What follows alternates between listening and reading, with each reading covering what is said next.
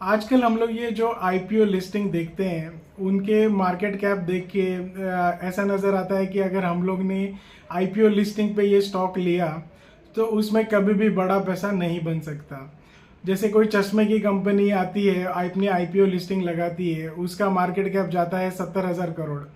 तो एक बार वो मार्केट कैप इतना बड़ा होने के बाद फिर जो रिटेल आईपीओ खरीदेंगे वो अगर इन्वेस्टर भी रहते हैं तो भी उसमें कुछ ज़्यादा पैसा या बड़ा पैसा नहीं बन सकता था। और कई आईपीओ ऐसे ही आते हैं जो ऐसी लिस्टिंग पे आते हैं या ऐसे मार्केट कैप पे आते हैं कि उसके बाद उसमें पैसा बनाने का कोई ज़्यादा स्कोप ही नहीं रहता, क्योंकि उसका मार्केट कैप ऑलरेडी बहुत ज़्यादा होता है अकॉर्डिंग टू वो सेक्टर। तो ये हम लोग अभी ये सब फेस कर रहे हैं। तो ये जो हम लोग सुनते हैं कि किसी ने कोलगेट का स्टॉक लिया था या हिंदुस्तान यूनिलीवर का स्टॉक लिया था आईपीओ पे, तो उसकी वैल्यू आज ये होती वो होती, तो ये सब अभी क्यों नहीं होता? तो उसका एक बड़ा रीज़न है कि पहले होता था सीसीआई करके एक अथॉरिटी थी, कंट्रोल ऑफ कैपिटल इश्यूज। वो क्या करती थी, जो भी कंपनी आईपीओ लिस्टिंग करती है उसकी वैल्यूएशन पे बहुत ही ज़्यादा स्ट्रिक्टली नज़र रखती थी।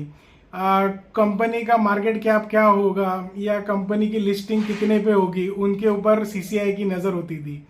और सीसीआई लिस्टिंग के लिए जो भी कंपनी आती थी उससे इतना मतलब निगोशिएट होता था या इतनी बाल की खाल निकाली जाती थी कि अगर उसकी मार्केट कैप सपोज 100 होनी है तो वो लिस्टिंग होती थी 30 पे, क्योंकि सीसीआई उसके ऊपर इतने सारे रिस्ट्रिक्शन लगाती थी या इतनी सारी स्क्रूटनी करती थी कि उसकी आईपीओ लिस्टिंग बड़ी हो ही नहीं सकती थी। तो ये अथॉरिटी थी 1992 के पहले। उसके बाद आई सेबी और ये सब सारा चीज़ें बंद हो गई, फिर ये ओपन मार्केट कंसेप्ट में चला गया। तो अभी आप जब भी आईपीओ पे लिस्टिंग करेंगे तो आप ये रेफरेंस पुराना नहीं पकड़ सकते हैं, क्योंकि पुरानी जो इंडियन अथॉरिटी थी वो सीसीआई थी और आज की डेट में वो अथॉरिटी सेबी है। और उनका भी ओपन मार्केट का कंसेप्ट मतलब एक इंटरनेशनल कंसेप्ट है। उसकी बात किसी और वीडियो पे करेंगे। आपको ये इन्फॉर्मेशन अच्छी लगी होगी तो चैनल को लाइक करें, शेयर करें, सब्सक्राइब करें, प्रमोट करें। Thank you.